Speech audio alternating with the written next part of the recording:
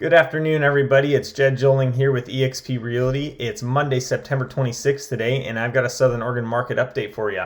It's been a couple weeks since my last update. That was on Monday the 5th, which was Labor Day.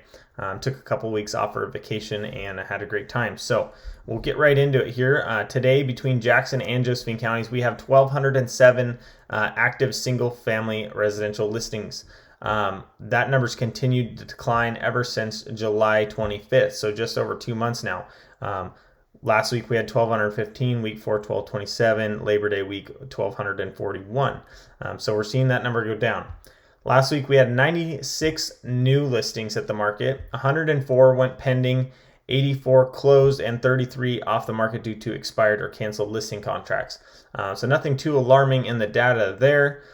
We are heading into October. I anticipate that the numbers will shrink a little bit, as October is one of, or if not the slowest month of the year for real estate activity. Kids are back in school and people are looking forward to the holidays, so I think that's a lot of what has to do with October. Anyway, rates. The interest rates are going up even more. So right now, rates are approaching 7%. I've even seen some of the local lenders already at 7%. The national average for a 30-year fixed rate today is 6.8%, which is up almost a whole nother percent from where we were about a month ago. My take on it, if the rates will continue to maintain at this or even continue to go up, that it is going to have to force home prices down because sellers are not going to get what they want to get if people cannot afford it. It's just as simple as that. So even though right now our 4-week average of inventory is at 3.3 months, so 3 1/3 of a month, we're not yet to that 6-month inventory mark. I think it's still going to have to force sellers to get more competitive with one another. And just to give you an idea of what this looks like at 7%, so let's take a loan at $500,000 at 3%, which is where we are at the beginning of the year. The payment, and this is just your principal and interest, this is not including any of your escrows such as the insurance or property taxes. Your payment for a $500,000 loan at 3% would be $2,108 per month. Now the same loan, $500,000 loan at 7%, is $3,326 a month. So that's a difference of $1,218 that people are going to have to either afford or not, really. So, or you're going to have to shop for a lower, a lower budget house. So basically where we're at right now, a $500,000 house payment at 3% lines up to be a $317,000 house payment at 7%.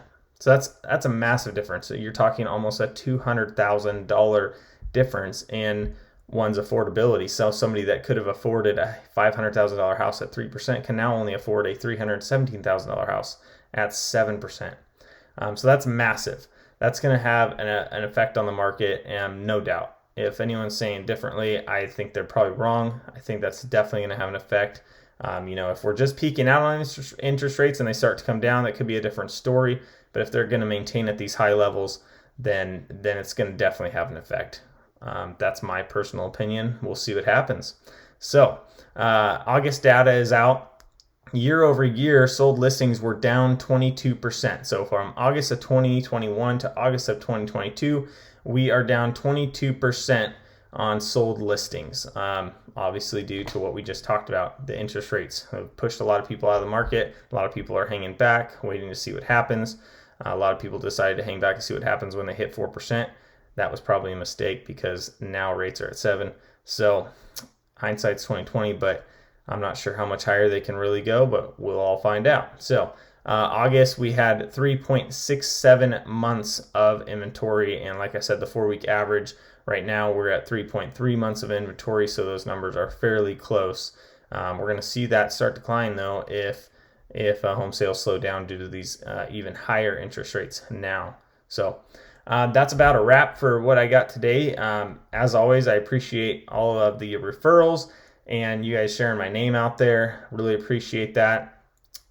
Subscribe my YouTube channel here if you're watching YouTube, or follow my Facebook page to keep up with everything I've got going on. I also have a new listing hitting the market this week you might want to take a look at. It's going to be going on Wednesday, and that's going to be in Josephine County. A home on an acre. It's going to be right around $400,000. You might want to check that out. That's going to be a great one. Got some cool properties up by Lost Creek Lake. If you're looking for a piece of property to either to build on or just to have for a little vacation spot, we've got 2 parcels there. They're each a half acre, right next to each other, each listed at $50,000, and we've got some great owner carry terms. The owners are looking for a $10,000 down payment. They're willing to carry for 5 years at 8%, and the amortization can be negotiated on that. So those are great.